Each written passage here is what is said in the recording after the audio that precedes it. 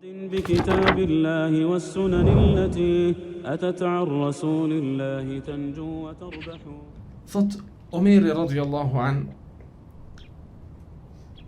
I thash pejgamberit sallallahu alaihi wasallam: Ja Rasulullah, yadkhulu alayka al-barr wal-fajr. Tek ti po vinë mu konsultu dhe po hynë shpinë tone njerëz të mirë dhe jo të mirë.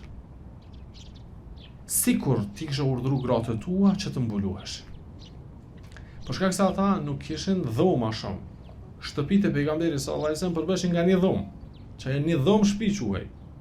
Kur hynte musafiri, që pejgamberi sallallahu alaihi wasallam dëshironte ta pyeste diçka apo të konsultojë me te diçka, apo vente që ta pranoi Islamin dhe kështu me radhë, pejgamberi sallallahu alaihi wasallam ose I pritte në xhami, ose pejgamberi sallallahu alaihi wasallam nëse ishin raste më private I pritte në shtëpinë e tij. Kur hynin në shtëpinë e tij, gratë e tij veç skejoheshin me një çarsh, s'kishin ku shkojnë apo? Nuk kishin ku shkojnë. Po ende s'kishte ajet që e obligon mbulesën, e obligon hijabin, e obligon pengesën, e obligon ndarjen. E Omeri radhiyallahu anhu ja Rasulullah, të ti në shtëpi po hyn njerëz të ndryshëm, të mirë dhe jo të mirë. Tash këta jo të mirë, ka mundsi janë munafiqin, ka mundsi janë mushrikin të se të kanë ardhur me pranoj Islamin, po disa për të sy ka mush mendja. Tash ata vinë te ti dhe I shohin gratë tua. Ato kuptohet si shohin në gjendje të keqe, po kryesorja nuk janë të mbulume, apo nuk janë të mbulume. Tha sikur ti kishe urdhëruar gratë tua që të mbuluheshin. Pejgamberi sallallahu alaihi wasallam nuk I urdhëroi, sepse nga vetja e tij nuk urdhëronte. Ky rast I parë që kishën gjallë dhe pastaj ka pasu zbritja e xhabit. Por janë edhe disa raste tjera. Prej tëra, thot Aisha radhiyallahu anha, ne dilnim që t'i kryjmë nevojat fiziologjike vetëm pasi që zbrit të terri, apo I kryjnim para se të dilte agimi. Do të thonë, natën që mos dalin gratë me shku me kryj nevoja fiziologjike ditën. Thot e kur dilnim na, gratë e pejgamberit sallallahu alaihi wasallam, para se zbret hijabi, apo thot na shehnin njerëzit, ama në terr, janë munduar marrë sebepet maksimale apo në terr. Thot pejgamberi sallallahu alaihi wasallam nuk na ndalante. Omeri radhiyallahu anhu thoshte: Kisha pyetur ne, I kisha mbulu ato. Ja Rasulullah, pse s'pi mbula? Thot Aisha, Omeri insistante, pejgamberi sallallahu alaihi wasallam s'pranonte sepse nuk kishte zbrit ende diçka nga shpallja. Rasti I dytë është kjo. Saqë kur ka dalë Sauda bint Zam'a radhiyallahu anha, ka qenë më e gjata, Omeri radhiyallahu anhu I ka thonë pejgamberit sallallahu alaihi wasallam: Krejt e din që Sauda ja është gruaja jote e gjatë, so ka qenë shumë më e gjatë. Ai ka xhelozu pse pishohin tjerë gratë e pejgamberit sallallahu alaihi wasallam. Ky është rasti I dytë. Rasti I tretë që ka ndodhur disa raste pastaj ka zbrit hijabi, ama në të gjitha rastet Omeri ka pas aty qëndrim. Rasti I tretë, transmeton Imam Ahmedi dhe të tjerët, ka lënë Omeri radhiyallahu anhu pranë shtëpisë së pejgamberit sallallahu alaihi wasallam, e ku pejgamberi sallallahu alaihi wasallam ishte me disa gratë të tija, duke qëndruar dhe me një anë të madhe tu hangër hurme. E pejgamberi sallallahu alaihi wasallam e fton Omerin. Se një prej grave ishte edhe vajza e tij. E fton Omerin që me hangër aty. Dhe I thot urna. E Omeri radhiyallahu anhu afrohet e zgjat dorën marr një hurme që më ndëgju fjalën e pejgamberit sallallahu alaihi wasallam dhe me pranon nderimin e tij, e prek gishti I tij I vogël, gishtin e Aishës. Thot his. Kjo fjalë thuhet sikur kur djegët njëri. Thot lau uta'u fikun, sikur me pas shku fjala ndaj juve. Kur s'ju kish pasni sy juve, le mu përzi mu afru, kur s'ju kish pasni sy juve. Ma ra'atkunna aynun, kur s'ju kish pasni sy juve. Thot pas këtyre 3 rasteve, fa anzala Allahu al-hijab, Allah e zbriti hijab. Në cilin vetë ka ndodhur kjo? Të nesërmën e martesës së pejgamberit sallallahu alaihi wasallam me Zainab bint Jahsh. Kur është martu pejgamberi sallallahu alaihi wasallam me Zainab bint Jahsh? Është martu në Dhulqa'da të vitit 5. Në Dhulqa'da të vitit 5, sipas hijretit të pejgamberit sallallahu alaihi wasallam. Që do të thotë në muajin e 11 të vitit 5 hijretit ka zbrit obligueshmëria e e hijabit.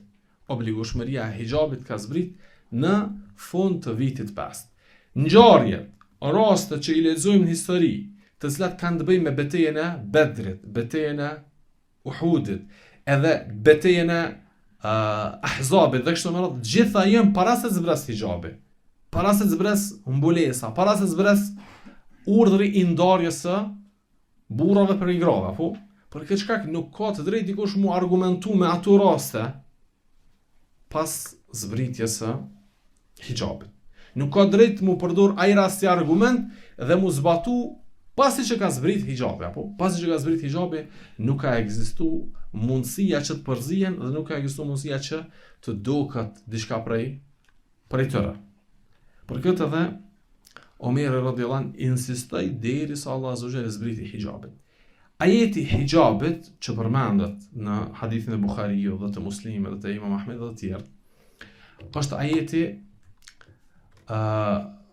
ku Allahu azza wa jall thot kur vin tek ju musafirët apo pranojnë në shtëpi edhe i jep rregulla se çu mos sillen në shtëpinë e pejgamberit sallallahu alaihi wasallam. Hani pene dhe mos shndroni aty me rëndu pejgamberin sallallahu alaihi wasallam dhe familjen e tij, thot wa idha sa'altumuhunna mata'an fas'aluhunna min wara'i hijab. Dhe kur kërkoni diçka prej tyre, pejgamberit sallallahu alaihi wasallam kërkoni pas perdës. Ky është ajeti i hijabit, i thonë, nuk është për qëllim ajeti i mbulesës. Është ajeti i hijabit, është ajeti i ndarjes. Ajeti i hijabit është ajeti që tregon ndarjen, që nuk ka mundësi përzierje mes meshkujve dhe femrave, po ku bëhet haram ikhtilati, përzierja. Bëhet haram përzierja. Kësaj i thonë ajeti i hijabit.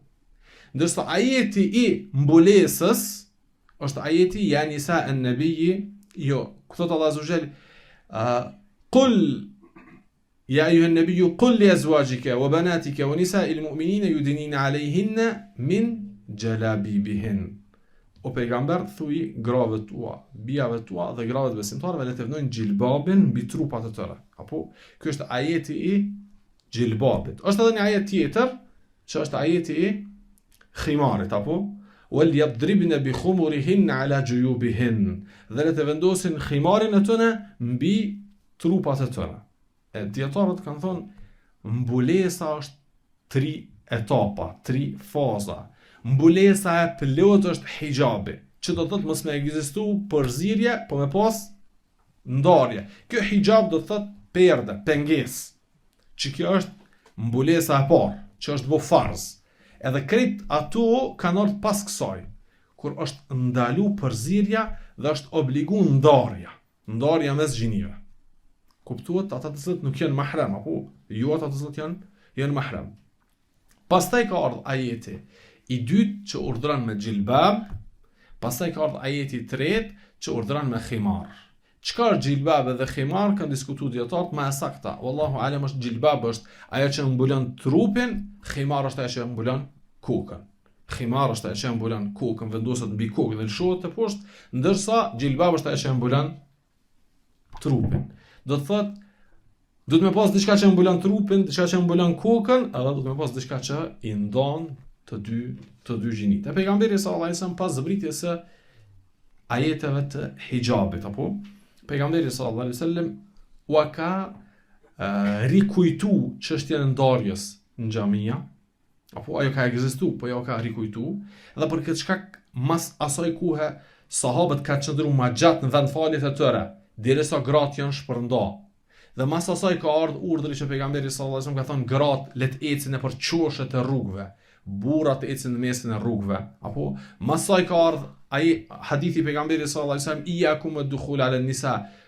Kujdes, rujuni që me hy tek vendi ku janë gratë, mu përzime tu, edhe shumë urdhra të tjera të pejgamberit sallallahu alajhi wasallam që tregojnë ndarjen. Sepse baza a është xhilbabi dhe khimari apo është hijabi?